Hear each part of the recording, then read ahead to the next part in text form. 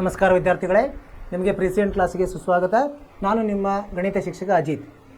ನಾವು ನಿನ್ನೆವರೆಗೆ ಇದನ್ನು ಚರ್ಚೆ ಮಾಡ್ತಿದ್ವಿ ಸಮಾಂತರ ಶ್ರೇಣಿಗಳ ಬಗ್ಗೆ. ಸಮಾಂತರ ಶ್ರೇಣಿಗಳನ್ನು ಹೆಂಗೆ ರಚಿಸೋದು ಅದೆಲ್ಲ ಕಲ್ತಿದ್ವಿ ನಾವು. ಅದರ ಮೊದಲೇ ಪದಕ್ಕೆ ಏನಂತಾರೆ, ಸಾಮಾನ್ಯ ವ್ಯತ್ಯಾಸಕ್ಕೆ ಏನಂತಾರೆ, ಅದನ್ನು ಹೆಂಗೆ ರಚಿಸೋದು, ಸೊ ಅದನ್ನೆಲ್ಲ ನಾವು ಕಲ್ತಿದ್ವಿ. ಸೊ ಅದರ ಮೇಲೆ ನಾವು ಅಭ್ಯಾಸವನ್ನು ಮಾಡ್ತೀವಿ. ಕೆಲವೊಂದು ಉದಾಹರಣೆಗಳನ್ನು ಸಹ ನೋಡಿದ್ವಿ, ಆಮೇಲೆ ಅಭ್ಯಾಸವನ್ನು ಸಹ ಶುರು ಮಾಡಿದ್ವಿ. ಅದರಲ್ಲಿ 3 ಮುಖ್ಯ ಪ್ರಶ್ನೆಗಳು ಮುಗಿದಿದ್ದು. 4ನೇ ಮುಖ್ಯ ಪ್ರಶ್ನೆಯನ್ನು ಮಾಡ್ತಾಯಿದ್ವಿ. ಅದರಲ್ಲಿ 5 ಪ್ರಶ್ನೆಗಳನ್ನು ಮಾಡಿದ್ವಿ. ಮುಂದಿನದನ್ನು ನಾನು ನಿಮಗೆ ಏನು ಹೇಳಿದೆ, ಮನೆಗೆಲಸವನ್ನು ಪ್ರಯತ್ನ ಮಾಡಿರಿ ಅಂತ ಹೇಳಿದ್ದೆ. ಮನೆಗೆಲಸ ನೀವು ಪ್ರಯತ್ನ ಮಾಡಿರ್ಬೋದು ಅಂತ ತಿಳ್ಕೊಂಡಿದ್ದೀನಿ. ಈಗ ಅದಕ್ಕೆ ಹೋಲಿಕೆ ಮಾಡೋಣ ಅಂತ, ನಿಮ್ಮ ಉತ್ತರಕ್ಕೆ ಮತ್ತು ಇಲ್ಲಿ ಮಾಡೋ ಪದ್ಧತಿಗೆ. ಸೊ ಅದರ ಮೇಲೆ ನಾವು ತಿಳ್ಕೊಬೋದು. ತಪ್ಪಾಗಿದ್ದರೂ ಏನು ಅದರ ಬಗ್ಗೆ ಕಾಳಜಿ ಇಲ್ಲ. ಸೊ ನಾವು ಅದನ್ನು ಸುಧಾರಿಸ್ಬೋದು. ಈಗೇನಿದೆ, ಅಭ್ಯಾಸ 5.1ರಲ್ಲಿ ಎಷ್ಟನೇದಿದು, 4ನೇ ಮುಖ್ಯ ಪ್ರಶ್ನೆಯಲ್ಲಿ ಎಷ್ಟನೇ ಉಪಪ್ರಶ್ನೆ, 6ನೇ ಉಪಪ್ರಶ್ನೆ. ಏನು ಕೊಟ್ಟಿದ್ದಾರೆ ಇಲ್ಲಿ, ಏನಿದೆ ಇದು 4ನೇ ಮುಖ್ಯ ಪ್ರಶ್ನೆಯಲ್ಲಿ ಏನು ಹೇಳಿದ್ದಾರೆ ಅವರು, ಇವು ಯಾವ ಇದ್ರಾಗ ಸಮಾಂತರ ಶ್ರೇಣಿ ಅಂತ ಪರೀಕ್ಷಿಸಬೇಕು. ಮತ್ತು ಸಮಾಂತರ ಶ್ರೇಣಿ ಇದ್ದರೆ ಮುಂದಿನ 3 ಪದಗಳನ್ನು ಬರೀಬೇಕು. ಮೊದಲು ನಾವು ಪರೀಕ್ಷಿಸಬೇಕು. ಈಗ ಸಮಾಂತರ ಶ್ರೇಣಿಯನ್ನು ಬರ್ಕೊಂಬಂತ ಏನು ಕೊಟ್ಟಿದ್ದಾರೆ 6ನೇದ್ರಲ್ಲಿ 0.2 0.22 0.222 ಆಮೇಲೆ 0.2222 ಈ ಥರ ಹೋಗ್ತದೆ. ಇದು ಸಮಾಂತರ ಶ್ರೇಣಿ ಅಲ್ಲ, ಒಂದು ಸಂಖ್ಯಾ ಪಟ್ಟಿ ಇದು. ಇದನ್ನು ನಾವು ಪರೀಕ್ಷಿಸಬೇಕು. ಏನು ಮಾಡೋದು, ಪರಿಹಾರ ಹೆಂಗೆ ಬರೀಬೇಕು ನಾವು. ಈಗ ಸಾಮಾನ್ಯ ವ್ಯತ್ಯಾಸವನ್ನು ನಾವು ನೋಡಬೇಕು. ಸಾಮಾನ್ಯ ವ್ಯತ್ಯಾಸ ಇಲ್ಲಿ ಏನು, 1ನೇದೇನು, 2ನೇ ಪದ ಮತ್ತು ಋಣ 1ನೇ ಪದವನ್ನು ಮಾಡಬೇಕು. 2ನೇ ಪದ ಎಷ್ಟಿದೆ, 0.22 ಋಣ 0.2 ಅಂತ ಇದೆ. ಸೊ ಇದನ್ನು ಕಳೆದ್ರೆ ಏನು ಬರ್ತದೆ ನಮಗೆ, 0.02 ಬರ್ತದೆ. ಇದು ಸರಿನಾ, ಸರಿಯಾಗಿ ಕಳ್ಕೊಬೇಕಾ. ಆಮೇಲೆ ಇನ್ನೊಂದು ವ್ಯತ್ಯಾಸ ನೋಡೋಣ, 3ನೇ ಪದ ಮತ್ತು 2ನೇ ಪದದ ವ್ಯತ್ಯಾಸ ಏನಿದೆ. 0.22 ಋಣ 0.22 ಇದಕ್ಕೇನು ಬರ್ತದೆ ಉತ್ತರ, 2 ಹೋಗಿ 0.002 ಬರ್ತದೆ. ಇಲ್ಲಿ 0 ಜಾಸ್ತಿ ಅಂದರೆ ಇದು ಒಂದೇ ಆಗಲಿಲ್ಲ, ಈಗ ಸಮ ಆಗಲಿಲ್ಲ. ಇಲ್ಲಿ ನೋಡಿ, ಇದು ಬೇರೆ ಬಂತು, ಇದು ಬೇರೆ ಬಂತು. ಅಂದರೆ ನಾವು ಮುಂದಿನ ನೋಡೋ ಕಾರಣನೇ ಇಲ್ಲ ಅಲ್ವಾ. ಈಗ ಒಂದು ತಪ್ಪಿದ್ರೂ ಅದು ಅಲ್ಲ ಅಂತ ಹೇಳ್ಬೋದು. A4 ಋಣ A3 4 ಏನಿದೆ, 0.2222 ಋಣ 0.222 ಇದೆ. ಇದಕ್ಕೆ ಉತ್ತರ ಏನು ಬರ್ತದೆ, 0.0002 ಬರ್ತದೆ. ಹೀಗಾಗಿ 3 ನೋಡಿದರೆ ಏನು ಅನ್ನಿಸ್ತಿದ್ದು, ಇದು ಬೇರೆ ಬೇರೆ ಇದೆ ಅಲ್ವಾ. ಇದಕ್ಕೇನು ನಮಗೆ ಒಂದೇ ಇಲ್ಲ. ಅದಕ್ಕೇನು ಬರೀಬೇಕು ನಾವು, ಸಾಮಾನ್ಯ ವ್ಯತ್ಯಾಸ ಸಮವಾಗಿಲ್ಲ. ಸಾಮಾನ್ಯ ವ್ಯತ್ಯಾಸ ಸಮವಿಲ್ಲ ಅಂದ್ರೇನು,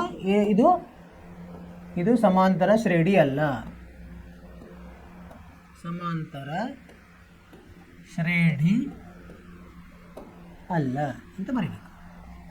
ಅರ್ಥ ಆಯ್ತು.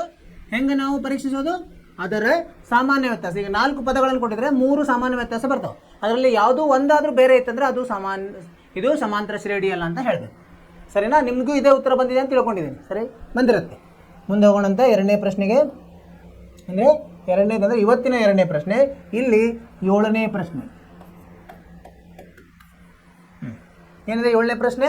ಇಲ್ಲಿ ಒಂದು ಪಟ್ಟಿ ಕೊಟ್ಟಾರೆ, 0 ಋಣ 4 ಋಣ 8 ಋಣ 12. ಈಗೇನು ಮಾಡೋಕೆ ಪರಿಹಾರ, ನಾವು ಪರಿಹಾರದಲ್ಲಿ ನಾವು ಸಾಮಾನ್ಯ ವ್ಯತ್ಯಾಸ ಕಂಡುಹಿಡಿಯಬೇಕು. ಸಾಮಾನ್ಯ ವ್ಯತ್ಯಾಸ ಮೊದಲು 2ನೇ ಪದ ಋಣ 1ನೇ ಪದ ಮಾಡೋಣ. ಎಷ್ಟು ಬರ್ತದೆ, 2ನೇ ಪದ ಎಷ್ಟಿದೆ, ಋಣ 4 ಇದೆ, 1ನೇ ಪದ 0 ಇದೆ. ಅಂದರೆ ಏನು ಬಂತು ನಮಗೆ, ಋಣ 4 ಬಂತು. ಆಮೇಲೆ 3ನೇ ಪದ ಋಣ 2ನೇ ಪದ ಮಾಡು. 3ನೇ ಪದ ಋಣ 8 ಇದೆ, ಋಣ 4. ಅಂದರೆ ಇದೇನಾಯಿತು, ಋಣ 8 ಧನ 4. ಇದೆಷ್ಟು ಬಂತು, ಋಣ 4 ಬಂತು. ಒಂದೇ ಆಯಿತು. 3ನೇದೊಂದು ಪರೀಕ್ಷಿಸೋಣ. A4 ಋಣ A3 A4 ಋಣ 12 ಇದೆ, ಋಣ 8 ಇದೆ 3ನೇ ಪದ. ಅಂದರೆ ಋಣ 12 ಧನ 8. ಅಂದರೆ ಇದು ಸದ ಋಣ 4 ಬಂದು. ಈಗ ನೋಡಿ 3 ಒಂದೇ ಥರ ಬಂತಲ್ಲ. ಅಂದರೆ ಏನಾಯ್ತು, ಈಗ ಇದು ಸಾಮಾನ್ಯ ಹೌದು ಅಂತ ಬರೀಬೇಕು. ಹೌದು, ಸಮಾಂತರ ಶ್ರೇಣಿ ಆಗಿದೆ. ಸಮಾಂತರ ಶ್ರೇಣಿ ಇದೆ ಅಂತ ಹೇಳ್ಬೋದು. ಈಗ ಮುಂದಿನ 3 ಪದ ಕಂಡುಹಿಡಬೇಕು. ಈಗ A4 ಅವ್ರು ಕೊಟ್ಟಾಗ A5 ಕಂಡುಹಿಡಬೇಕು. A5 ಹೆಂಗೆ ಕಂಡುಹಿಡ್ತೀವಿ? A4ಕ್ಕೆ ಸಾಮಾನ್ಯ ವ್ಯತ್ಯಾಸವನ್ನು ಕೂಡಿಸಿದಾಗ A4 ಏನಿದೆ? -12 ಇದೆ. ಇದಕ್ಕೇನು ಕೂಡಿಸ್ಬೇಕು? -4. ಡಿ ಎಷ್ಟಿದೆ? ಸಾಮಾನ್ಯ ವ್ಯತ್ಯಾಸ ಕಂಡುಹಿಡಿಯೋದು. ಸಾಮಾನ್ಯ ಡಿ ಎಷ್ಟಿದೆ? ಇಲ್ಲಿ -4 ಇದೆ. ಅದನ್ನ ಇಲ್ಲಿ ಕೂಡಿಸೋದು ಅಂದರೆ -16 ಆಯಿತು. ಆಮೇಲೆ 6ನೇ ಪದ ಹೆಂಗೆ ಬರ್ತದೆ ನಮಗೆ? 5ನೇ ಪದಕ್ಕೆ ಡಿ ಕೂಡಿಸ್ಬೇಕು. ಅಂದರೆ 5ನೇ ಪದ ಎಷ್ಟಿದೆ? -16 ಬಂದಿದೆ. ಇದಕ್ಕೆ -4 ಸೇರಿಸಬೇಕು, -20. ಹಾಗೆ 7ನೇ ಪದ ಅಂದರೆ 6ನೇ ಪದಕ್ಕೆ ಡಿ ಅನ್ನು ಸೇರಿಸಿದರೆ ಏನಾಗ್ತದೆ? -20 ಧನ -4 -24 ಬರ್ತದೆ. ಈಗ 3 ಪದಗಳ ಬಂದು ಅದನ್ನ ಇಲ್ಲಿ ಬರೆಯೋದು ನಾವು. -12 ಆದಮೇಲೆ ಏನು ಬರೀಬೇಕು? 4ನೇ ಪದ -16, ಆಮೇಲೆ -20, ಆಮೇಲೆ -24. ಅರ್ಥವಾಯಿತು ವಿದ್ಯಾರ್ಥಿಗಳೇ? ಇದೆ, ಸರಳವಾಗಿದೆ. ಮೊದಲು ಅದು ಹೌದು ಅಲ್ಲ ಅಂತ ಪರೀಕ್ಷಿಸಬೇಕು. ಹೌದು ಅಂದಾದರೆ ಆ ಡಿ ಅನ್ನು ಉಪಯೋಗಿಸಿ ಮುಂದಿನ ಪದಗಳನ್ನು ನಾವು ಕಂಡಿದ್ವಿ. 3 ಪದಗಳನ್ನು ಕಂಡುಹಿಡಲಿಕ್ಕೆ ಹೇಳಿದರೆ ಅದನ್ನು ಮಾಡಿದ್ವಿ. ನಿಮ್ಮದು ಉತ್ತರ ಇದೇ ಥರ ಬಂದಿದೆ ಅಂತ ತಿಳ್ಕೊಂಡಿದ್ದೀರಿ. ಈಗ ಮುಂದಿನ ಪ್ರಶ್ನೆಗೆ ಹೋಗೋಣ. ಎಷ್ಟನೇದು? 8ನೇ ಪ್ರಶ್ನೆ. 8ನೇ ಪ್ರಶ್ನೆ ಏನಿದೆ? ಇಲ್ಲಿ ಏನು ಕೊಟ್ಟಿದ್ದಾರೆ ಪಟ್ಟಿಯನ್ನು? -1 ಭಾಗಲಬ್ಧ 1 ಭಾಗಲಬ್ಧ 2, -1 ಭಾಗಲಬ್ಧ 2, -1 ಭಾಗಲಬ್ಧ 2, -1 ಭಾಗಲಬ್ಧ 2 ಈ ಥರ ಇದೆ. ಸೊ ಇದು ಹೌದೋ ಅಲ್ಲೋ? ಅವಾಗ ಏನು ಮಾಡಬೇಕು ನಾವು? ಪರಿಹಾರ ಮೊದಲು ಸಾಮಾನ್ಯ ವ್ಯತ್ಯಾಸವನ್ನು ಕಂಡುಹಿಡಬೇಕು. ಸಾಮಾನ್ಯ ವ್ಯತ್ಯಾಸ ಅದಕ್ಕೇನಂತೀವಿ ನಾವು? ಡಿ ಅಂತ ಹೇಳ್ತೀವಿ. ಡಿ. ಸೊ ಹೇಗೆ? 1ನೇದು ಹೆಂಗೆ ಕಂಡುಹಿಡಬೇಕು? 2ನೇ ಪದದಲ್ಲಿ 1ನೇ ಪದವನ್ನು ಕಳಿಬೇಕು. 2ನೇ ಪದ ಏನು? -1 ಭಾಗಲಬ್ಧ 2 ಇದೆ. ಅದರಲ್ಲಿ ಏನು ಕಳಿಬೇಕು? -1 ಭಾಗಲಬ್ಧ 2 ಕಳಿಬೇಕು. ಇದು ಕಳೆದ್ರೆ ಏನಾಗ್ತದೆ? 0 ಬರ್ತದೆ ಅಲ್ವಾ? ಇನ್ನೊಂದು A3 A2. ಇಲ್ಲೂ ಏನಿದೆ? -1 ಭಾಗಲಬ್ಧ 2 -1 ಭಾಗಲಬ್ಧ 2 ಋಣ ಧನ ಆಗ್ತದೆ. 1 ಋಣ 1 ಧನ ಆಗೋದ್ರಿಂದ ಇದು ಸಹ 0 ಬರ್ತದೆ. ಇದು A4 A3 ಮಾಡಿದಾಗೂ ಹಾಗೆ ಬರ್ತದೆ. ಎಷ್ಟು ಬಂತು? ಇದು 0 ಬಂತು. ಅಂದರೆ ಡಿ ಬೆಲೆ ಎಷ್ಟು ಬಂತು ನಮಗೆ? 0 ಬಂತು. ಡಿ ಬೆಲೆ 0 ಬಂದಾಗ ಮುಂದಿನ 3 ಪದಗಳನ್ನು ಆರಾಮವಾಗಿ ಕಂಡುಹಿಡಿಬೋದು. A5 ಅಂದರೆ ಹೆಂಗೆ ಬರ್ತದೆ? A4 ಸಂಕಲನ ಡಿ. A4 ಎಷ್ಟಿದೆ? -1 ಭಾಗಲಬ್ಧ 2 ಇದೆ. ಇದಕ್ಕೆ 0 ಸೇರಿಸಿದಾಗ -1 ಭಾಗಲಬ್ಧ 2 ಬರ್ತದೆ. A6 ಹೆಂಗೆ ಬರ್ತದೆ? A5ಕ್ಕೆ ಡಿ ಅನ್ನು ಸೇರಿಸಬೇಕು. -1 ಭಾಗಲಬ್ಧ 2 ಸಂಕಲನ 0, -1 ಭಾಗಲಬ್ಧ 2. A7 A6 ಸಂಕಲನ ಡಿ, -1 ಭಾಗಲಬ್ಧ 2 ಸಂಕಲನ 0 ಅಂದರೆ -1 ಭಾಗಲಬ್ಧ 2. ಅಂದರೆ ಇಲ್ಲೇನು ಬರೀಬೇಕು ನಾವು? 1 2 3 4 ಅದು 5ನೇ ಪದ. -1 ಭಾಗಲಬ್ಧ 2, -1 ಭಾಗಲಬ್ಧ 2, -1 ಭಾಗಲಬ್ಧ 2. ಅಂದ್ರೆ ಏನು ಅರ್ಥ? ಈಗ ಎಲ್ಲ ಪದಗಳು ಒಂದೇ ಆದರೆ, ಒಂದೇ ಥರ ಇದ್ದಂದರೆ ಸಂಖ್ಯೆಗಳು, ಅಂದರೆ ಅದು ಸದಾ ಸಮಾಂತರ ಶ್ರೇಣಿ ಅಂತ ನಮ್ಗೆ ಗೊತ್ತಿರಬೇಕು. ನಿಮಗೆ ಇದು 1 ಅಂಕದ ಪ್ರಶ್ನೆ ಇರ್ತದೆ, ಇದನ್ನು ನೀವು ಸರಳವಾಗಿ ಬಿಡಿಸ್ಬೋದು. ನಿಮ್ಮ ಉತ್ತರನೂ ಇದೇ ಬಂದಿದೆ ಅಂತ ತಿಳ್ಕೊಂಡಿದ್ದೀರಿ. ಇಷ್ಟು ಏನು ವಿವರವಾಗಿ ಬಿಡಿಸೋ ಕಾರಣ ಇರೋಂಗಿಲ್ಲ 1 ಮಾರ್ಕ್ಸಿಗೆ. ನೀವು ಬರೀ ಟಿಕ್ ಮಾಡೋದಿರ್ತದೆ. ಸೊ ಇದು ಉತ್ತರ. ಅಂದರೆ ಇದು ಸಮಾಂತರ ಶ್ರೇಣಿ, ಮುಂದಿನ ಪದಗಳು ಅವೇ ಇರ್ತವೆ. ಅರ್ಥವಾಯಿತು? Very good. ಮುಂದೆ ಹೋಗೋಣಂತೆ. 9ನೇ ಪ್ರಶ್ನೆ ಏನಿದೆ? 9ನೇ ಪ್ರಶ್ನೆ ಒಂದು ಪಟ್ಟಿ ಏನಿದೆ? 1 3 9 27 ಹೀಗೆ ಹೋಗಿದೆ ಈ ಪಟ್ಟಿ. ಇದರಲ್ಲಿ ಪರಿಹಾರ ಕಂಡುಹಿಡಿಯೋಣ. ಪರಿಹಾರ ಏನು ಕಂಡುಹಿಡಬೇಕು ನಾವು? ಸಾಮಾನ್ಯ ವ್ಯತ್ಯಾಸ. ಸಾಮಾನ್ಯ ವ್ಯತ್ಯಾಸ ಅಂದರೆ ಇದಕ್ಕೇನಂತೀವಿ ನಾವು? ಡಿ ಅಂತ ಅಂತೀವಿ ಅಲ್ವಾ? ಸೊ ಈಗ ಮೊದಲು 2ನೇ ಪದ ಋಣ 1ನೇ ಪದ ಮಾಡೋಣ. 3 ಋಣ 1 2 ಬರ್ತದೆ, ಹೌದಿಲ್ಲ? ಈಗ ಆಮೇಲೆ 3ನೇ ಪದದಲ್ಲಿ 2ನೇ ಪದವನ್ನು ಕಳೆದಾಗ ಏನು ಬರ್ತದೆ ನೋಡಿ? 9 ಋಣ 3 ಅಂದರೆ 6 ಬರ್ತದೆ. 4ನೇ ಪದದಲ್ಲಿ 3ನೇ ಪದವನ್ನು ಕಳೆದಾಗ ಏನು ಬರ್ತದೆ? 27 ಋಣ 9 ಎಷ್ಟು ಬರ್ತದೆ? ಇದು 27 9 ಹೋದರೆ 18 ಬರ್ತದೆ. ಅಂದರೆ ಒಂದೇ ಥರನಾಗಿಲ್ಲ ಅಲ್ವಾ? ಇದು ನೋಡಿ, ಇದು ಬೇರೆ ಇದೆ, ಇದು ಬೇರೆ ಇದೆ, ಇದು ಬೇರೆ ಇದೆ. ಅಂದರೆ ಡಿ ಒಂದೇ ಥರನಾಗಿಲ್ಲ ಅಂತ ಬರೀಬೇಕು. ಸಾಮಾನ್ಯ ವ್ಯತ್ಯಾಸ ಅಥವಾ ಡಿ ಏನಾದರೂ ಬರೀಬೇಕು. ಸಾಮಾನ್ಯ ವ್ಯತ್ಯಾಸ, ಸಾಮಾನ್ಯ ವ್ಯತ್ಯಾಸ ಸಮವಿಲ್ಲ, ಸಮವಿಲ್ಲ. ಆದ್ದರಿಂದ ಇದು ಸಮಾಂತರ ಶ್ರೇಣಿ ಅಲ್ಲ. ಸಮಾಂತರ ಶ್ರೇಣಿ ಅಲ್ಲ. ಇಷ್ಟು ಬರೆದ್ರೆ ಉತ್ತರ 1 ಮಾರ್ಕು 1 ಅಂಕ ಫಿಕ್ಸ್. ಅರ್ಥವಾಯಿತು ನಿಮಗೆ? ಸಾಮಾನ್ಯ ವ್ಯತ್ಯಾಸವನ್ನು ಪರೀಕ್ಷಿಸಿ ಅದು ಹೌದು ಅಲ್ಲ ಅಂತ ಹೇಳ್ಬಿಟ್ರೆ, ಇಲ್ಲ ಅಂದರೆ ಮುಂದೆ ಹೋಗೋ ಕಾರಣ ಇಲ್ಲ. ಇದ್ರೆ ಮಾತ್ರ 3 ಪದಗಳನ್ನ ಅವ್ರು ಏನು ಹೇಳಿದ್ರೆ 3 ಪದದ ಮಾಡ್ಲಿಕ್ಕೆ ಮಾಡೋದು. ಇಲ್ಲಿ ಅಲ್ಲ ಅಂದಮೇಲೆ ಮುಂದೆ ಹೋಗೋ ಕಾರಣ ಇಲ್ಲ. ಮುಂದೆ ಹೋಗೋಣಂತೆ. ಮುಂದಿನ ಪ್ರಶ್ನೆ 10ನೇ ಪ್ರಶ್ನೆ ಏನಿದೆ? 10ನೇ ಪ್ರಶ್ನೆ ಸರಣಿ ಎ 2a ಆಮೇಲೆ 3a 4a dash dash dash ಪರೀಕ್ಷೆ ಮಾಡೋಣಂತೆ. ಪರಿಹಾರ ಸಾಮಾನ್ಯ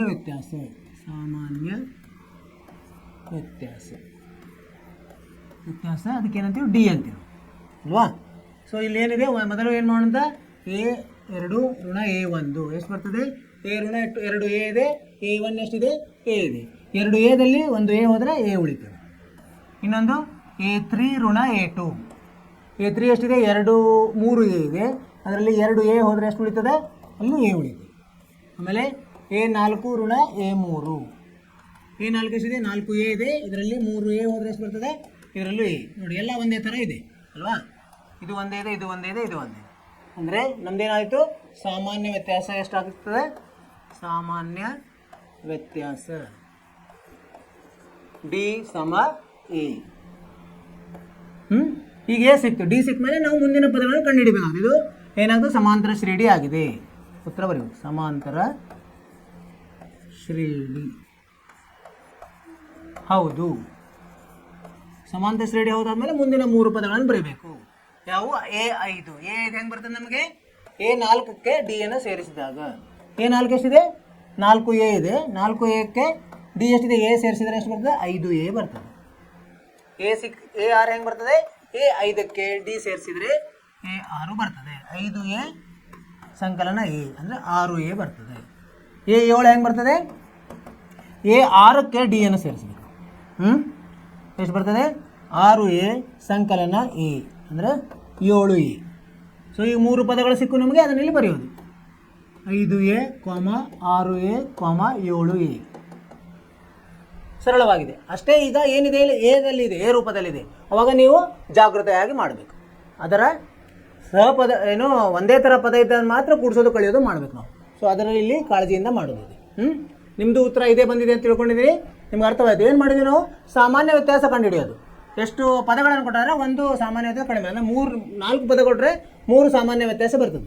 3 ಸಾಮಾನ್ಯ ವ್ಯತ್ಯಾಸ ಒಂದೇ ಥರನಾಗಿರ್ಬೇಕು. ಒಂದೇ ಥರನಾಗಿತ್ತಂದ್ರೆ ಮಾತ್ರ ಅದು ಸಮಾಂತರ ಶ್ರೇಣಿ. ಸೊ ಅದು ಒಂಥರ ಸಮಾಂತರ ಶ್ರೇಣಿ ಇದೆ ಅಂತ ಗೊತ್ತಾದ್ಮೇಲೆ ನಾವು ಅದರಲ್ಲಿ ಸಿಕ್ಕಿರೋ ಸಾಮಾನ್ಯ ವ್ಯತ್ಯಾಸ ಅಂದರೆ ಡಿ ಅನ್ನು ಉಪಯೋಗಿಸಿ ಮುಂದಿನ ಪದಗಳನ್ನು ಕಂಡುಹಿಡಿಯೋದು. ಆ ಥರ 3 ಪದಗಳನ್ನು ಕಂಡುಹಿಡಿದ್ವಿ, ಅದೆಲ್ಲ ಉತ್ತರ ಬರೆದಿದ್ವಿ. ಅರ್ಥವಾಯಿತು? ಮುಂದ್ಗಡೆ ಹೋಗೋಣಂತೆ. 10 ಆಯ್ತು. ಈಗ 11ನೇ ಪ್ರಶ್ನೆ. 11ನೇ ಪ್ರಶ್ನೆ ಏನಿದೆ? ಪದಗಳು a² a³ ಋಣ a⁴ ಡ್ಯಾಶ್ ಡ್ಯಾಶ್ ಡ್ಯಾಶ್.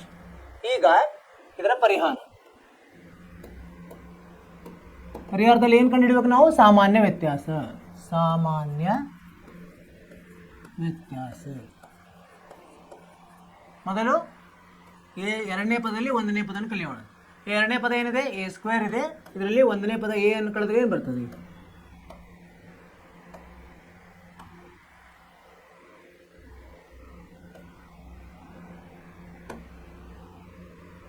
ಕಳೆದ್ರೆ ಸಮ ಇಲ್ಲಿ ಸಾಮಾನ್ಯ ಎ ತಗೊಂಡ್ರೆ a ಋಣ 1 ಬರ್ತದೆ. ಈಗ ಇನ್ನೊಂದು a3 ಋಣ a2 ಮಾಡಿದರೆ a³ ಋಣ a². ಇಲ್ಲಿ a² ಬಂತು, ಸಾಮಾನ್ಯ a ಋಣ 1 ಬಂತು. ಈಗ ಇನ್ನೊಂದು a4 ಋಣ a3 ಅಂದರೆ a ಘಾತ 4 ಇದೆ ಋಣ a ಘಾತ 3 ಅಂದರೆ ಇಲ್ಲಿ a ಘಾತ 3 ಸಾಮಾನ್ಯವಾಗಿ ಉಳಿತದೇನೋ a ಋಣ 1. ನೋಡಿ ಇವೆಲ್ಲ ಒಂದೇ ಥರನಾಗಿಲ್ಲ, ಬೇರೆ ಬೇರೆ ಇದೆ. ಇದು ಬೇರೆ ಇದೆ, ಇದು ಬೇರೆ ಇದೆ. ಇಲ್ಲಿ ಅದ್ರ ಜೊತೆ a-1ದಲ್ಲಿ a ಇದೆ, a-1ನಲ್ಲಿ a² ಇದೆ, a-1ದಲ್ಲಿ a³ ಇದೆ. ಹಾಗಾಗಿ ಏನು ಬರೀಬೇಕು ನಾವು ಉತ್ತರ? ಸಾಮಾನ್ಯ ವ್ಯತ್ಯಾಸ ಸಮವಾಗಿಲ್ಲ. ಸಾಮಾನ್ಯ ವ್ಯತ್ಯಾಸ ಸಮವಿಲ್ಲ. ಸಮವಿಲ್ಲ ಅಂದರೆ ಇದು ಸಮಾಂತರ ಶ್ರೇಣಿ ಅಲ್ಲ. ಸಮಾಂತರ ಶ್ರೇಣಿ ಅಲ್ಲ ಅಂತ ನಾವು ಹೇಳಬೇಕು. ಇದು ಉತ್ತರ. ಅರ್ಥವಾಯಿತು?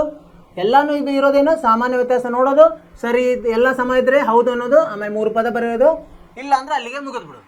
ನಿಮಗೆ ಇದು ಅರ್ಥ ಆಯ್ತು ಅಂತ ತಿಳ್ಕೊಂಡಿರಿ. 11ನೇದ್ದು. ಮುಂದೆ 12ನೇ ಪ್ರಶ್ನೆ ಹೋಗೋಣ.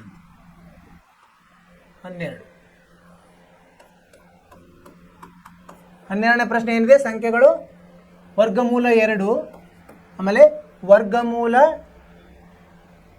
8, ಆಮೇಲೆ ವರ್ಗಮೂಲ 18, ಆಮೇಲೆ ವರ್ಗಮೂಲ 32.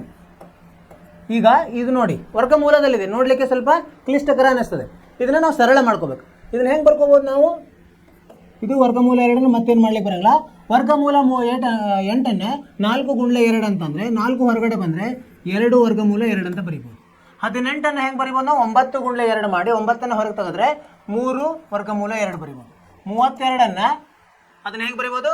16 ಗುಂಡ್ಲೆ 2, 16 ವರ್ಗ ಇದೆ, ಎದುರದು 4ರ ವರ್ಗ, ಅದು ಹೊರಗಡೆ ಬರ್ತದೆ, 4 ಆಗ್ತದೆ, 2 ಆಗ್ತದೆ. ಸೊ ಈ ಥರ ನಾವು ಸರಳವಾಗಿ ಬರ್ಬೋದು. ಈಗ ನಾವು ಸಾಮಾನ್ಯ ವ್ಯತ್ಯಾಸವನ್ನು ಕಂಡುಹಿಡಿಯಬೇಕು. ಪರಿಹಾರ ಸಾಮಾನ್ಯ ವ್ಯತ್ಯಾಸ.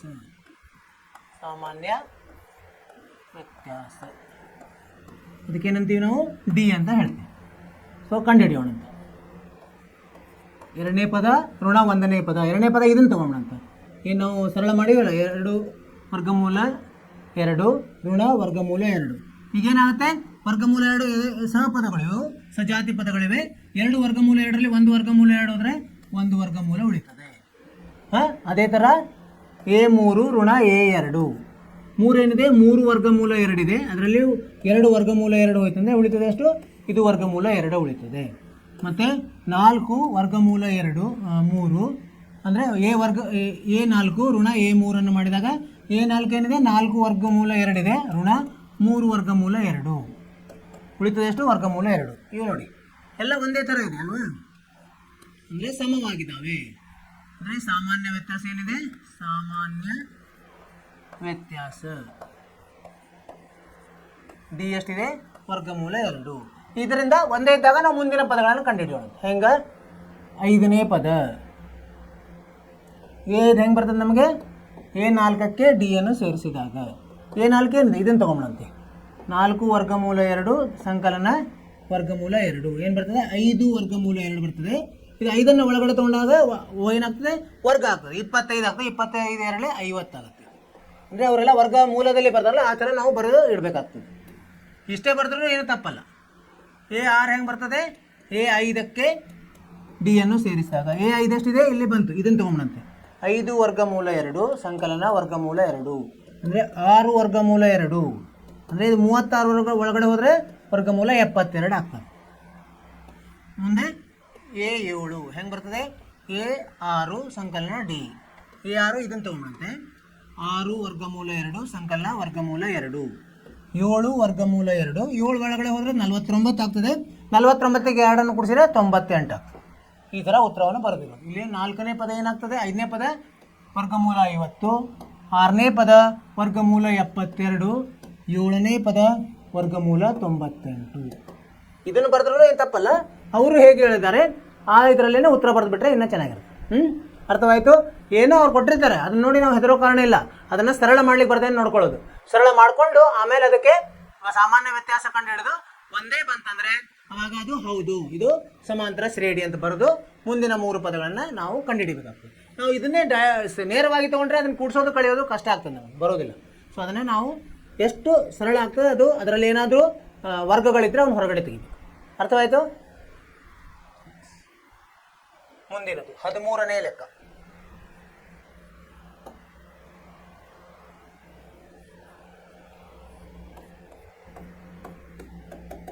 ನಾನು ಹೇಳುತ್ತಿರೋ ವೇಗ ಸರಿಯಾಗಿದೆಯಲ್ಲ?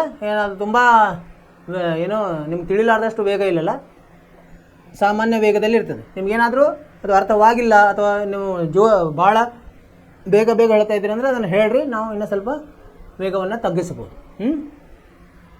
ನಿಮಗೆಲ್ಲಾದರೂ ನಡಕನೇ ನಾವು ಹೇಳ್ಬೋದು, ನೀವು ಯಾವಾಗೂ ಮೆಸೇಜ್ ಹಾಕ್ಬೋದು. ಮುಂದಿನದೇನಿದೆ? ವರ್ಗಮೂಲ 3, ವರ್ಗಮೂಲ 6, ವರ್ಗಮೂಲ 9 ಮತ್ತು ವರ್ಗಮೂಲ 12. ಈಗ ಇದನ್ನು ನೋಡೋಣಂತೆ. ಇದನ್ನು ಹೆಂಗೆ ಬರಿಬೋದು? ಇದನ್ನು ಮತ್ತೆ ನಾವು ಏನಾದರೂ ಇದನ್ನು ಬದಲಿ ಮಾಡ್ಲಿಕ್ಕೆ ಬರುತ್ತಾ ಅಂತ ನೋಡೋಣಂತೆ. ಇದನ್ನೇನು ಮಾಡ್ಲಿಕ್ಕೆ ಬರ್ತದೆ? 6 ಅದಕ್ಕಿಂತ ಕಡಿಮೆ ಮಾಡ್ಲಿಕ್ಕೆ ಆಗಲ್ಲ ಅಲ್ವಾ, ಅದನ್ನು ಹಾಗೆ ಬರಿಬೇಕು. ಆಮೇಲೆ ವರ್ಗಮೂಲ 9 ಅಂದರೆ ಅದರದ್ದು 3 ಅಂತ ಬರಿಬೋದು ನಾವು. ವರ್ಗಮೂಲ 12 ಅಂದರೆ 4 ಗುಂಡ್ಲೆ 3 ಅಂದರೆ 2 ವರ್ಗಮೂಲ 3 ಈ ಥರ. ಈಗ ಪರಿಹಾರ ಬರೆಯೋಣ. ಪರಿಹಾರ ಸಾಮಾನ್ಯ ವ್ಯತ್ಯಾಸದ ಪರೀಕ್ಷೆ. ಸಾಮಾನ್ಯ ವ್ಯತ್ಯಾಸ ಏನಿದೆ ಸಾಮಾನ್ಯ ವ್ಯತ್ಯಾಸ? ಒಂದನೇದ್ದು A2 ಋಣ A1 ಎಷ್ಟಿದೆ? ವರ್ಗಮೂಲ 6 ವರ್ಗಮೂಲ 3. ಸೊ ಇದು ಇಷ್ಟೇ. ಇದಕ್ಕಿಂತ ಮೊದಲು ಮುಂದೇನು ಮಾಡಲಿಕ್ಕಾಗಲ್ಲ. ಮುಂದಿಂದು A3 ವರ್ಗಮೂಲ A2 3 ವರ್ಗಮೂಲ 6. ಏನಾದರೂ ಮಾಡ್ಲಿಕ್ಕೆ ಬರ್ತದೆ ಇದರಲ್ಲಿ? ಏನೂ ಮಾಡ್ಲಿಕ್ಕೆ ಬರಲ್ಲ. ಆಮೇಲೆ ಮಾಡ್ಬೋದು ಇದರಲ್ಲಿ ಇದನ್ನು ಹೇಗೆ ಬರಿಬೋದು ನಾವು? ವರ್ಗಮೂಲ 3 ಗುಂಡ್ಲೆ 2 ಅಂತ ಬರೋದು.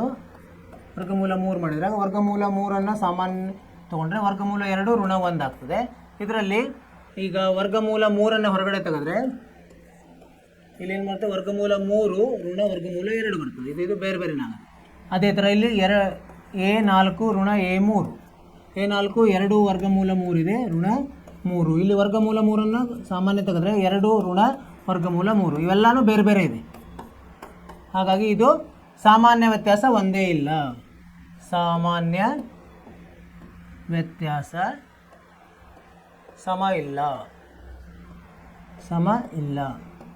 ಆದ್ದರಿಂದ ಏನು ಬರೀಬೇಕೀಗ? ಆದ್ದರಿಂದ ಇದು ಸಮಾಂತರ ಶ್ರೇಣಿ ಅಲ್ಲ. ಸಮಾಂತರ ಶ್ರೇಣಿ ಅಲ್ಲ ಅಂತ ಬರೀಬೇಕು. ಅರ್ಥವಾಯಿತು? ಸ್ವಲ್ಪ ಕ್ಲಿಷ್ಟಕರ ಇದ್ರೆ ಅದನ್ನು ಸರಳ ಮಾಡಿಕೊಂಡು ನಾವು ಸಾಮಾನ್ಯ ವ್ಯತ್ಯಾಸ ಕಂಡಿಡಿದ್ರೆ ಗೊತ್ತಾಗ್ಬಿಡುತ್ತೆ. ಇದು 13ನೆಯ ಪ್ರಶ್ನೆ. ಮುಂದಿನ ಪ್ರಶ್ನೆ 14ನೇ ಪ್ರಶ್ನೆ ಏನಿದೆ? 13 ಆಯಿತು. 14 1 ಘಾತ 1 5 ಘಾತ 2 7 ಘಾತ 2 ಮತ್ತು 73 ಈ ಥರ ಕೊಟ್ಟಿದ್ದಾರೆ. ನೋಡಿ, ಒಂದಿಷ್ಟು ಪೂರ್ಣಾಂಕಗಳಿದೆ, ಒಂದು ವರ್ಗದಲ್ಲಿದೆ, ಆ ಥರ ಕೊಟ್ಟಿದ್ದಾರೆ. ಅದನ್ನು ನಾವು ಸರಳ ಮಾಡ್ಕೊಬೋದು. ಇದನ್ನು ಹೇಗೆ ಬರಿಬೋದು ನಾವು? 1 ಘಾತ 1 ಅಂದರೆ 1, 5 ಘಾತ 2 ಅಂದರೆ 25 ಅಲ್ವಾ? 5 5 25, 7 49, ಹಾಗೆ 73 ಹಾಗೆ ಇರೋದು. ಈಗ ಪರಿಹಾರ ಏನು? ಸಾಮಾನ್ಯ ವ್ಯತ್ಯಾಸ ಕಂಡುಹಿಡಿಯೋದು. ಸಾಮಾನ್ಯ ವ್ಯತ್ಯಾಸ ಅದಕ್ಕೇನಂತೀವಿ ನಾವು? ಡಿ ಅಂತೀವಿ. ಸೊ ಮೊದಲನೇ ಡಿ ಏನಿದೆ? A2 ಋಣ A1. ಎ ಋಣ ಎಷ್ಟಿದೆ? ಅಲ್ಲ, A2 ಋಣ A1. A2 25 ಇದೆ, ಋಣ 1 ಅಂದರೆ ಎಷ್ಟು ಬಂತಿದ್ದು? 24 ಬಂತು. ಈ ವ್ಯತ್ಯಾಸ. ಇನ್ನೊಂದು A3 ಋಣ A2. A3 ಎಷ್ಟಿದೆ? 49 ಇದೆ, ಋಣ 25. ಇದು ಸಹಿತ ಎಷ್ಟು ಬಂತು? 24 ಬಂತು. ಆಮೇಲೆ ಇನ್ನೊಂದು A4 ಋಣ A3. ಇದು ಎಷ್ಟಿದೆ? 73 ಋಣ 49. ಇದು ಎಷ್ಟು ಬಂತು? ಇದು ಸಹ 24 ಬಂತು. ಏನಾಯ್ತು ಈಗ? ಎಲ್ಲನೂ ಒಂದೇ ಥರ ಆಯ್ತು. ಈಗ ಅಂದರೆ ಏನು ಬರಿಬೇಕು ನಾವು? ಸಾಮಾನ್ಯ ವ್ಯತ್ಯಾಸ ಒಂದೇ ಥರ ಇದೆ. ಸಾಮಾನ್ಯ ವ್ಯತ್ಯಾಸ ಸಮವಿದೆ ಅಂದರೆ ಇದು ಸಮಾಂತರ ಶ್ರೇಣಿ. ಈಗ ಇದು ಗೊತ್ತಾದ್ಮೇಲೆ ನಾವೇನು ಮಾಡಬೇಕು? ಮುಂದಿನ 3 ಪದಗಳನ್ನು ಕಂಡುಹಿಡಿಬೇಕು. A5 ಕಂಡುಹಿಡಿಬೇಕು. A5 ಅಂದರೆ ಹೆಂಗೆ ಮಾಡಬೇಕು? A4ಕ್ಕೆ ಡಿ ಅನ್ನು ಸೇರಿಸಬೇಕು. ಎಷ್ಟಿದೆ ಇದು? ಸಾಮಾನ್ಯ ವ್ಯತ್ಯಾಸ ಎಷ್ಟು ಬಂದಿದೆ ನಮ್ಮದು? 24 ಬಂದಿದೆ. ಇದನ್ನು ಸೇರಿಸ್ಬೇಕು ನಾವು. A4 ಎಷ್ಟಿದೆ? 73 ಇದೆ. 73ಕ್ಕೆ 24 ಸೇರಿಸಿದ್ರೆ ಎಷ್ಟಾಗುತ್ತೆ? 97 ಆಗ್ತದೆ ಅಲ್ವಾ? 73 97. ಆಮೇಲೆ A6 ಹೇಗೆ ಬರ್ತದೆ ನಮಗೆ? A5ಕ್ಕೆ ಡಿ ಅನ್ನು ಸೇರಿಸ್ಬೇಕು. A5 ಎಷ್ಟಿದೆ? 97 ಇದೆ. ಸಂಕಲನ ಡಿ ಎಷ್ಟಿದೆ? 24. ಅಂದರೆ ಇದು ಎಷ್ಟು ಬಂತು? 7 4 11, 9 2 12, 121. ಇದನ್ನು ಹೆಂಗೆ ಬರಿಬೋದು ನಾವು? 11ರ ವರ್ಗ ಅಂತ ಬರಿಬೋದು ಅಲ್ವಾ? ಮುಂದೆ A7 ಹೆಂಗೆ ಬರ್ತದೆ? A6ಕ್ಕೆ ಡಿ ಅನ್ನು ಸೇರಿಸಿದಾಗ A6 ಎಷ್ಟಿದೆ? 121, ಸಂಕಲನ 24. ಎಷ್ಟಾಗುತ್ತೆ ಇದು? 145. ಇವನ್ನ ಇಲ್ಲಿ ಬರೆಯೋದು ಏನು? ಮುಂದಿನ 3 ಪದಗಳು 97, ಆಮೇಲೆ 121 ಮತ್ತು 145 ಈ ಥರ ಉತ್ತರವನ್ನು ಬರಿಬೇಕು. ನಾವು ನೋಡಿದ ತಕ್ಷಣ ಏನು ಅನ್ನಿಸ್ತದೆ? ಏನೋ ಬೇರೆ ಬೇರೆ ಇದೆಯಲ್ಲ, ಇದು ನಡುವಿನ ಅಂತರ ಸರಿ ಸಮ ಇರಲಿಕ್ಕಿಲ್ಲ ಅಂತ ಅನ್ನಿಸ್ತದೆ ನೋಡಿದ ತಕ್ಷಣ. ಬಟ್ ಹಾಗೇನೇ ಬರಲಿಕ್ಕೆ ಬರಲ್ಲ. ಅದನ್ನು ನಾವೇನು ಮಾಡಬೇಕು? ಸರಳ ಸಂಖ್ಯೆಯಲ್ಲಿ ಮಾಡ್ಕೋಬೇಕು. ಅಂದರೆ ವರ್ಗ ಇತ್ತಂದರೆ ಅದನ್ನು ಸರಳ ಅಂದರೆ ಮೂಲದಲ್ಲಿ ಬರಿಬೇಕದನ್ನು. ಸೊ ಆ ಮೂಲದಲ್ಲಿ ಬರೆದಾಗ ನಮ್ಗೆ ಗೊತ್ತಾಗ್ತದೆ, ಅವಾಗ ವ್ಯತ್ಯಾಸ ತೊಗೊಳಿಕ್ಕೆ ಸರಳ ಆಗ್ತದೆ. ಹಾಗೆಯೇ ನಾವು ವ್ಯತ್ಯಾಸ ತೊಗೊಳ್ಬೇಕಂದ್ರೆ ಬರೋದಿಲ್ಲ. ಸೊ ಸರಳವಾಗಿ ಮಾಡ್ಕೊಂಡು ಸಂಖ್ಯೆಗಳನ್ನ ಸರಳ ಮಾಡ್ಕೊಂಡು ಆಮೇಲೆ ವ್ಯತ್ಯಾಸ ತೊಗೊಂಡ್ರೆ ನಮ್ಗೆ ಗೊತ್ತದು ಇವೆಲ್ಲ ಒಂದೇ ಇದೆ ಡಿ. ಹೀಗಾಗಿ ಇದು ಸಹ ಸಮಾಂತರ ಶ್ರೇಣಿ ಅಂತ ಬರೀಬೇಕು. ಉತ್ತರವನ್ನು ಈ ಥರ. ನಿಮ್ಮದು ಇದೇ ಉತ್ತರ ಬಂದಿದೆ ಅಂತ ತಿಳ್ಕೊಂಡಿದ್ದೀನಿ. ಮುಂದೆ ಹೋಗೋಣ ಅಂತ. ಯಾವುದೋ 15ನೇ ಪ್ರಶ್ನೆ. ಏನಿದೆ 15ನೇ ಪ್ರಶ್ನೆ? 1 ವರ್ಗ, 3 ವರ್ಗ, 5 ವರ್ಗ, 7 ವರ್ಗ, ಎಲ್ಲ ವರ್ಗದಲ್ಲಿ.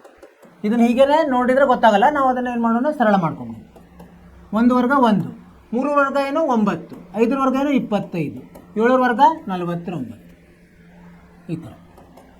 ಈಗ ಇದರದ್ದು ಪರಿಹಾರ ಸಾಮಾನ್ಯ ವ್ಯತ್ಯಾಸ ಕಂಡುಹಿಡಿದು ನೋಡೋಣ. ಪರಿಹಾರ ಸಾಮಾನ್ಯ ವ್ಯತ್ಯಾಸ. ಸಾಮಾನ್ಯ ವ್ಯತ್ಯಾಸ ಕಂಡುಹಿಡಿಯೋದು. ಸಾಮಾನ್ಯ ವ್ಯತ್ಯಾಸ ಏನಿದೆ? A2 ಋಣ A1. A ಋಣ ಎಷ್ಟಿದೆ? A2 ಋಣ A1. A2 9 ಇದೆ, 9 ಋಣ 1 8 ಆಯಿತು. ಆಮೇಲೆ A3 ಋಣ A2. A3 ಎಷ್ಟಿದೆ? 25 ಇದೆ, ಅದರಲ್ಲಿ 9 ಎಷ್ಟು ಬರ್ತದೆ? 16 ಬರ್ತದೆ. ಆಮೇಲೆ A4 ಋಣ A3 49 ಋಣ 25, ಅಂದರೆ ಇದು ಎಷ್ಟು ಬಂತು? 24 ಬಂತು. ಈಗ ನೋಡಿ ಏನು ಅನ್ನಿಸ್ತದೆ ನಿಮ್ಗೆ? ಇವೆಲ್ಲ ಒಂದೇ ಥರನಾಗಿಲ್ಲ ನೋಡಿ. ಇದನ್ನು ನೋಡಿದರೆ ಒಂದೇ ಥರ ಇಲ್ಲ. ಒಂದೇ ಥರ ಇಲ್ಲ ಅಂದ್ರೇನು? ನಾವು ಉತ್ತರ ಏನು ಬರೀಬೇಕು? ಸಾಮಾನ್ಯ ವ್ಯತ್ಯಾಸ ಸಮ ಇಲ್ಲ. ಸಮ ಇಲ್ಲ ಅಂದರೆ ಇದು ಸಮಾಂತರ ಶ್ರೇಣಿ ಅಲ್ಲ. ಸಮಾಂತರ ಶ್ರೇಣಿ ಇಲ್ಲ. ಅದನ್ನೇ ಇಂಥವು ಏನಾದರೂ ಕ್ಲಿಷ್ಟಕರ ಸಂಖ್ಯೆಗಳನ್ನು ಕೊಟ್ಟಾಗ ಸರಳ ಸಂಖ್ಯೆಗಳನ್ನು ಮಾಡಿಕೊಂಡು ಆಮೇಲೆ ನಾವು ಸಾಮಾನ್ಯ ವ್ಯತ್ಯಾಸವನ್ನು ಕಂಡುಹಿಡಬೇಕು. ಆವಾಗ ನಮಗೆ ನಿಜವಾದ ಅದರ ಸ್ವಭಾವ ಗೊತ್ತಾಗ್ತದೆ. ಇದು ಸಮಾಂತರ ಶ್ರೇಣಿ ಹೌದೋ ಅಲ್ಲೋ ಅಂತ. ಹಾಗೆಯೇ ನಮಗೆ ಗೊತ್ತಾಗಲ್ಲ. ಸರಳ ಸಂಖ್ಯೆಗಳಿದ್ದರೆ ನಾವು ಮಾಡ್ಕೋಬೋದು ನೇರವಾಗಿ. ಈ ಥರ ಇದ್ದಾಗ ನಾವು ಸರಳ ಮಾಡ್ಕೊಂಡು ಮಾಡಬೇಕು. ಎಲ್ಲ ಅರ್ಥವಾಯ್ತಲ್ಲ? ಎಲ್ಲ ಈಗೇನಾಯ್ತಿದ್ದು? 5.1 ಅಭ್ಯಾಸ ಇಲ್ಲಿಗೆ ಮುಗೀತು. ಅಂದರೆ ಏನಾಯಿತು? 1ನೇ ಮುಖ್ಯ ಪ್ರಶ್ನೆ ಆಯಿತು, 2ನೇದಾಯಿತು, 3, 4. ಸೊ ನೀವೇನು ಮಾಡಬೇಕೀಗ? ಮನೆಯಲ್ಲಿ ಇವು 4 ಮುಖ್ಯ ಪ್ರಶ್ನೆಗಳನ್ನು ನೀವು ಮತ್ತೊಮ್ಮೆ ಪುನರಾವರ್ತನೆ ಮಾಡಬೇಕು. ನಿಮಗೆಲ್ಲ ಅರ್ಥ ಆಗಿರ್ತದೆ. ನೀವು ಅದನ್ನು ಬಿಡಿಸಿರೋದ್ರ ಪಕ್ಕಕ್ಕಿಟ್ಟು ಪುಸ್ತಕವನ್ನು ನೋಡ್ತಾ ಪ್ರಶ್ನೆಯನ್ನು ತೊಗೊಂಡು ಪ್ರಶ್ನೆಗೆ ಉತ್ತರಿಸಬೇಕು. ಅವಾಗೇನಾಗ್ತದೆ? ನಿಮ್ಗೆ ರೂಢಿ ಆಗ್ತದೆ. ಎಲ್ಲಾದರೂ ನಿಂತು ಅಂದರೆ ಎಲ್ಲರೂ ನಿಮ್ಗೆ ಅರ್ಥ ಆಗಲಿಲ್ಲ ಅಂದರೆ ಅವಾಗ ಇದನ್ನು ನಾವೇನು ಬಿಡಿಸಿದ್ವಲ್ಲ ಇಲ್ಲಿ ಈ ಇದರಲ್ಲಿ ಅದನ್ನು ನೋಡಬೇಕು. ಯಾವ ಹಂತದಲ್ಲಿ ನಮಗೆ ತಪ್ತಾ ಇದೆ. ಸೊ ಅದನ್ನು ನಾವು ಪರಿಶೀಲಿಸಿದಾಗ ನಮ್ಗೆ ಗೊತ್ತಾಗ್ತದೆ. ನೀವು ಮನೆಗೆಲಸ ಅದನ್ನು ಮಾಡಿರಿ. ಪುನರಾವರ್ತನೆ ಮಾಡೋದು ನಿಮ್ಮ ಮನೆಗೆಲಸ. ಮತ್ತು ನಿಮ್ಗೆ ಅರ್ಥ ಆಗಿಲ್ಲ ಅಂದರೆ ನಾಳೆ ಅದರ ನಿಮ್ಮ ಸಂದೇಹಗಳನ್ನು ತೊಗೊಂಬರ್ರಿ, ಇಲ್ಲಿ ಪರಿಹಾರ ಮಾಡೋಣ. ಸರಿನಾ? ಸೊ ಈಗೇನು ಮಾಡೋಣಂತ ಒಂದು ದೃಶ್ಯ ಮಾಧ್ಯಮ ಇದೆ, ಅದನ್ನು ನೋಡೋಣ. ಯಾವ ಥರ ಏನೋ ಒಂದು ಅಂದರೆ ನಮಗೆ ಇನ್ನೂ ಚೆನ್ನಾಗಿ ಅರ್ಥ ಆಗ್ತದೆ. ಪಾಠ ಅರ್ಥಮೆಟಿಕ್ ಪ್ರೋಗ್ರೆಷನ್ 5ನೇ ಪಾಠ. ಅದರಲ್ಲಿ ನಾವೇನು ನೋಡಿದ್ವಿ? ಈಗ ಅರ್ಥಮೆಟಿಕ್ ಹೇಗೆ ಕಂಡುಹಿಡಿಯೋದು ಅದನ್ನು ನಾವು ಮಾಡಬೇಕು. ಸೊ ಈಗ ಮುಂದೆ ಕಲಿಯೋದಿದ್ದು ಎನ್ನೇ ಪದವನ್ನು ಹೇಗೆ ನಾವು ಮಾಡೋದು ಅದನ್ನೇನು ಮಾಡೋಣಂತೆ ಮುಂದಿನ ತರಗತಿಯಲ್ಲಿ ಕಲಿಯೋದಿದ್ದೀವಿ ನಾವು. ಈಗ ಅದರ ಮೂಲ ಇವನ್ನು ಕಲ್ತೀವಿ ನಾವು. ಸಮಾಂತರ ಶ್ರೇಣಿ ಅಂದರೆ ಮೊದಲೇ ಪದ ಏನು, ಅದರ ಸಾಮಾನ್ಯ ವ್ಯತ್ಯಾಸವೇನು, ಆಮೇಲೆ ಸಮಾಂತರ ಶ್ರೇಣಿ ರಚಿಸೋದು, ಇದು ಹೌದು ಅಲ್ಲೋ ಅನ್ನೋದು ಕಂಡುಹಿಡಿದು ಇದನ್ನೆಲ್ಲ ಕಲ್ತೀವಿ. ಈಗ ಯಾವುದೇ ಒಂದು ಇದು ಕೊಟ್ಟಿರ್ತಾರೆ ಅವರು, ಇದು ಸಮಾಂತರ ಶ್ರೇಣಿಯಾಗಿದೆ, ಇದರ ಎನ್ ಪದವನ್ನು ಅಂದರೆ ಎನ್ ಅಂದರೆ ಯಾವುದೊಂದು 10ನೇ ಪದ ಕಂಡುಹಿಡಿಯಿರಿ, 30ನೇ ಪದ ಕಂಡುಹಿಡಿರಿ ಅಂದರೆ ಅದಕ್ಕೆ ಸೂತ್ರದ ಸಹಾಯದಿಂದ ಹೆಂಗೆ ಕಂಡುಹಿಡಿಯೋದು ಅಂತ ಒಂದು ಪದ್ಧತಿ ಇದೆ. ಅದನ್ನು ನಾವು ಇಲ್ಲಿ ನೋಡೋಣಂತ. ಈಗ ಅದನ್ನು ನಾವು ನಾಳೆ ಮತ್ತೆ ಅದನ್ನು ವಿವರವಾಗಿ ಕಲಿಯೋಣ. ಇವತ್ತು ಅದನ್ನು ನೋಡೋದು ಅಂತ ಮಾಡಿ. nth term of N AP ಅಂದರೆ ಎನ್ನೇ ಪದ ಸಮಾಂತರ ಶ್ರೇಣಿದು.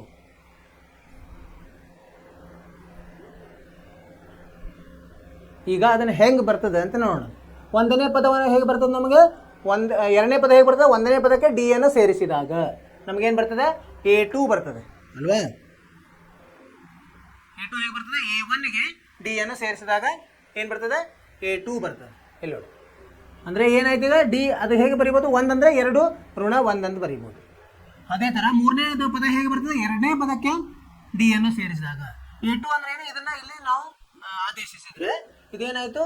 A ಪ್ಲಸ್ ಡಿ ಕಂಸದಲ್ಲಿ ಮತ್ತೊಂದು ಡಿ ಅಂದರೆ A ಪ್ಲಸ್ 2 ಡಿ ಆಯಿತು. ಅಂದರೆ 2 ಡಿ ಹೇಗೆ ಬರ್ತದೆ? 3 - 1 ಡಿ. ಸೊ ಹಾಗೆ ಮಾಡ್ತಾ ಹೋದರೆ ಒಂದು ನಮಗೆ ಇದು ಸಿಗ್ತದೆ, ಏನು ಸೂತ್ರ ಸಿಗ್ತದೆ. ಎಂಥ ಸೂತ್ರ? ಎನ್ ಇದ್ದಾಗ ಏನು ಮಾಡಬೇಕು? ಒಂದು n - 1 n ಋಣ 1 ಡಿಗೆ ಗುಣಿಸಿದಾಗ ನಮಗೆ ಬರ್ತದೆ. ನೋಡಿ, ಎ ಎನ್ ಅಂದರೆ ಎನ್ ಪದ, ಎನ್ನನೇ ಪದ ಸಮ ಎ ಅಂದರೆ ಮೊದಲನೇ ಪದಕ್ಕೆ ಏನು n - 1 ಅಷ್ಟು ಡಿಯನ್ನು ಕೂಡಿಸಿದಾಗ ಅವಾಗ ನಮಗೆ ಎ ಎನ್ ಬರ್ತದೆ. ಎ ಎನ್ ಸಮ ಎ ಪ್ಲಸ್ ಹೊಸದಲ್ಲಿ n ಋಣ 1 ಡಿ. ಇದು ಸೂತ್ರ. ಇದು ನೀವು ನೆನಪಿಟ್ಕೋಬೇಕು. ಈ ಸೂತ್ರದ ಆಧಾರದ ಮೇಲೆ ಕೆಲವೊಂದು ನಾವು ಏನು ಪ್ರಶ್ನೆಗಳನ್ನು ಮಾಡ್ತೀವಿ. ಇದು ಸಾಮಾನ್ಯ ಸೂತ್ರ.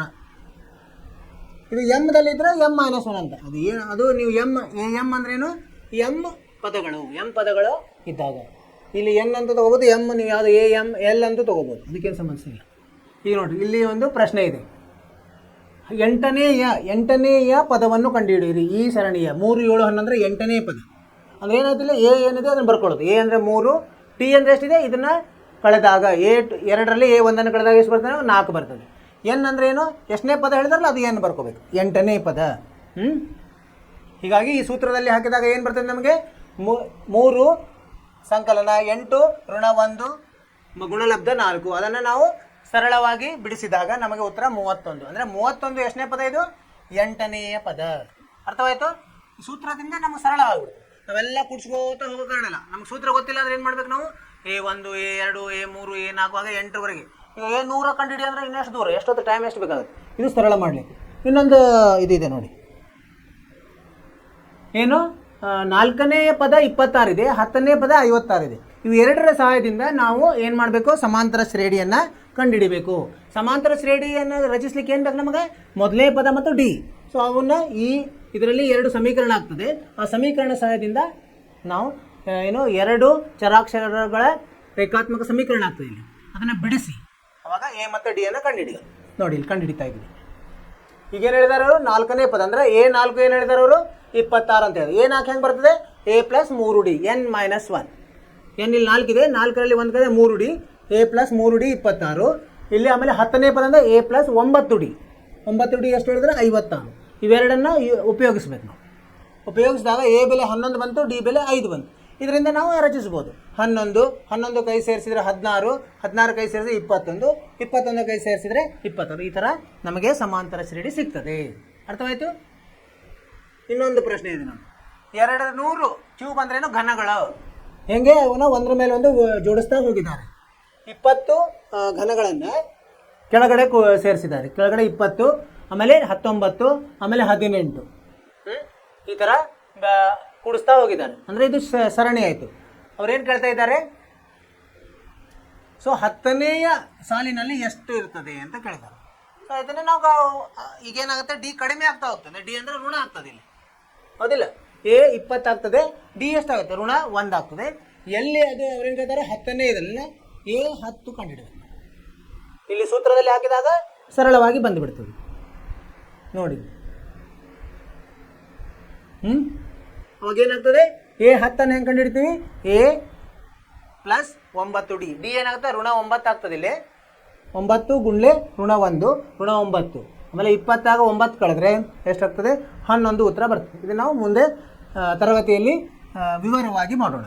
ಇದೆಲ್ಲ ದೃಶ್ಯ ಮಾಧ್ಯಮದಿಂದ ಇನ್ನೂ ಸರಳವಾಗಿ ಅರ್ಥವಾಯಿತು. ಅದನ್ನು ಮುಂದಿನ ತರಗತಿಯಲ್ಲಿ ಇನ್ನೂ ಹೆಚ್ಚಿಗೆ ಅಂದರೆ ವಿವರವಾಗಿ ನಾನು ನಿಮಗೆ ಹೇಳ್ಕೊಡ್ತೀನಿ. ಈಗೇನು ಮಾಡ್ಬೇಕು? ನೀವು ಮನೆ ಕೆಲಸವನ್ನು ಮಾಡ್ಬೇಕು. ನಾವೇನು ಏನಾಯಿತು? ಅಭ್ಯಾಸ 5.1 ಇತ್ತಲ್ಲ, ಅದನ್ನು ನೀವು ಸ್ವಂತ ಇದರಲ್ಲಿ ಮಾಡಬೇಕು. ಮಾಡ್ತೀರಿ ಅಂತ ತಿಳ್ಕೊಂಡಿದ್ದೀನಿ. ಏನು ಮಾಡ್ಬೇಕು? ನೀವು ಚೆನ್ನಾಗಿ ಅಭ್ಯಾಸ ಮಾಡಿರಿ, ನಿಮ್ಮ ಬಗ್ಗೆ ಕಾಳಜಿ ತಗೋರಿ, ಮತ್ತು ಅಭಾಯ ಚಟುವಟಿಕೆಯಲ್ಲಿ ಭಾಗವಹಿಸಿರಿ. ಪಠ್ಯೇತರ ಚಟುವಟಿಕೆಗಳು, ಆಟ ಇರ್ಬೋದು, ಏನಾದರೂ ನಿಮ್ಮದು ಓದೋದಿರ್ಬೋದು, ಅಥವಾ ಗೆಳೆಯರ ಜೊತೆ ಸುತ್ತಾಡೋದು, ಇವೆಲ್ಲ ಮಾಡಿರಿ. ಮಾಡಿದ್ರೇ ನಿಮಗೆ ಮನಸ್ಸು ಶಾಂತವಾಗಿರ್ತದೆ, ಮನಸ್ಸು ನೆಮ್ಮದಿಯಿಂದ ಇರ್ತದೆ.